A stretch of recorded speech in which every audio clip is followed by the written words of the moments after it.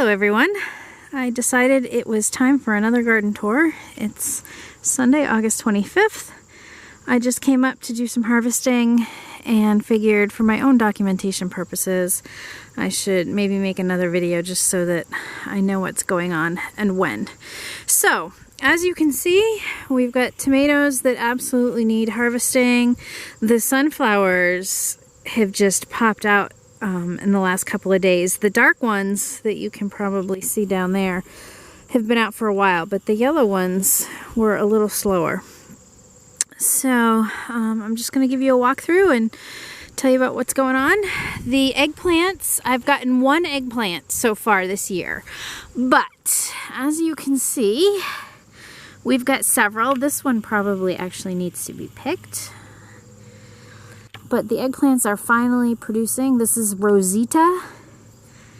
Next year, I will absolutely grow them again. I will probably start them earlier than I did this year because this variety takes a long time to mature. You can see there, the bumblebees really like the blossoms.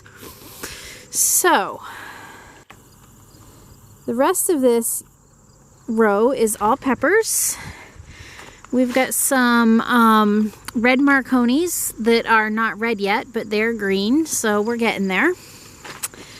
Down here we have some yellow stuffing peppers. I had to put them in cages because they were falling over, but they'll be ready soon.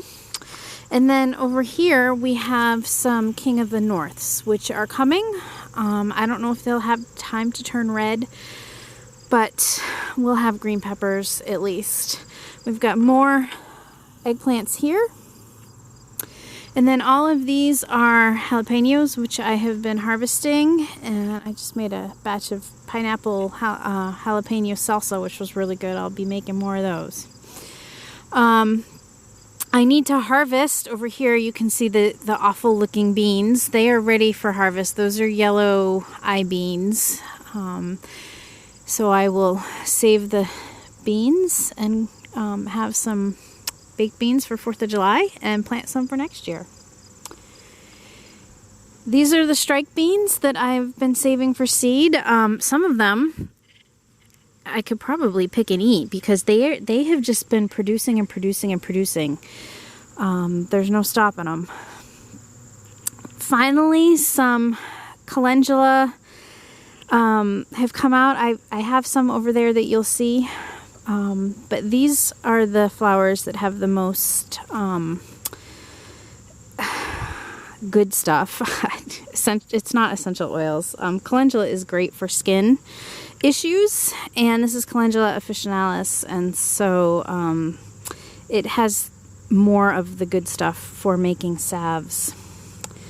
Here's some more basil, some lettuce that needs to be yanked up, and some sunflowers that will come out when all the rest have gone by. And finally, this basil is looking good. I planted this from seed and it was being attacked by slugs, but we've conquered those, and so I've got basil for my roasted tomato sauce. Speaking of tomato sauce,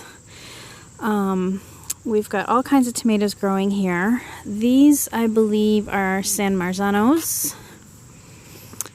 Most of them on this side of the row are San Marzanos. These are beefsteaks, but they're all turning red, making work for me. So I will be harvesting tomatoes as soon as I finish filming and then making sauce. This is a zucchini that I planted to take the place of the others, which are probably at their life's end. Some more dill here, which I've been using. I've got a batch of pickles fermenting right now. More cucumbers to take the place of the others. These are really fast growing cucumbers, so hopefully we will get harvest before first frost. Zinnias like crazy. And then these are also calendula. They're beautiful. I'm letting some of them go by so that I can save the seeds for next year. So that's why I'm not deadheading a lot of these or harvesting them. Beautiful sunflowers.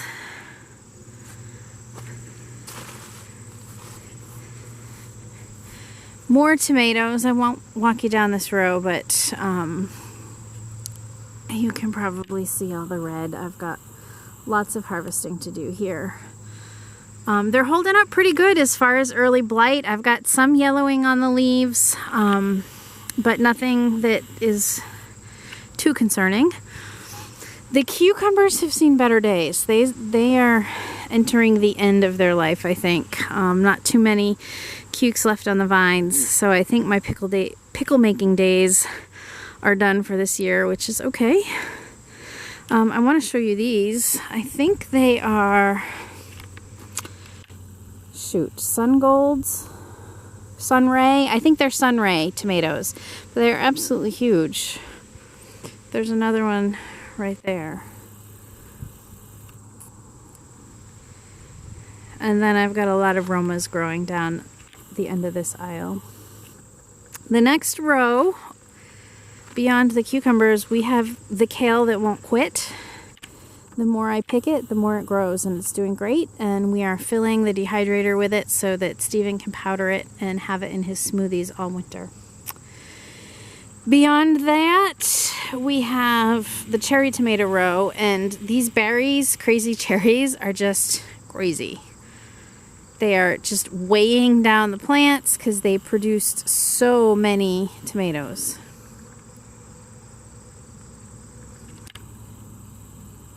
Absolutely amazing how many tomatoes.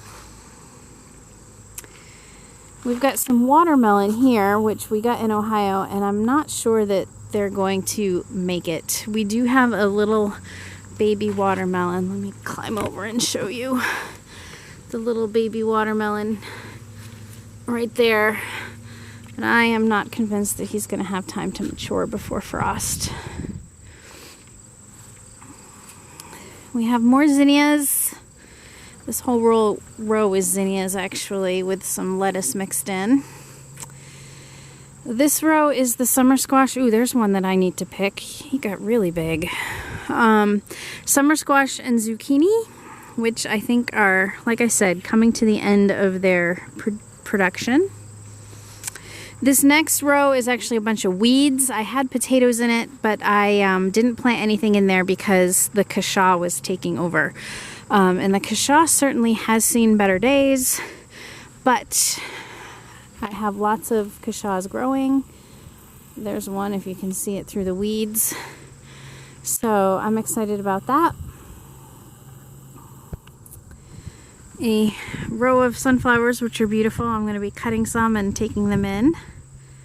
The bees are loving them.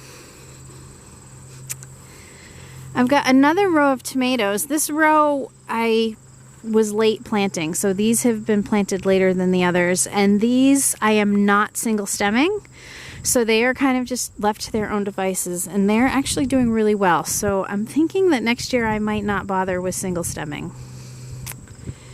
We've got another row of zinnias here. This row has been planted. You can see, I think I've got kale coming up. Mostly this row is lettuce and kale for the fall. And then the right side of this row is sugar snap peas.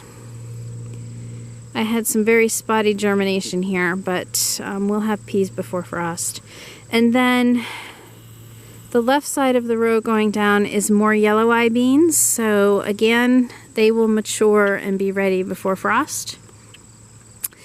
And I wanted to show you this perennial. I'm loving this one. This is a, oh, I forget the name of it, Cherokee echinacea. But I started this one from seed, and this was the only one that germinated, and I'm just thrilled that it's doing so well. Next year, I'm sure it will put off some baby plants, and I will absolutely save some seeds so I can grow more. And the black-eyed Susans at the end are just doing great.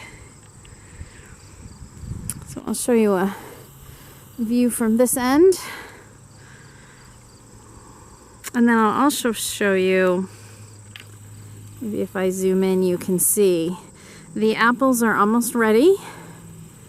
This poor tree got no love from us this year. There was just too much going on, but it produced anyway. So they are a yellow apple, so they're not going to turn red, but that'll be lots of applesauce for us.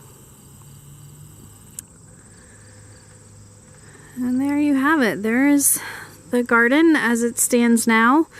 Hopefully next time we do a video, the fall crops will be popping up, and I'm sure the tomatoes will be waning, and I won't be sad about it.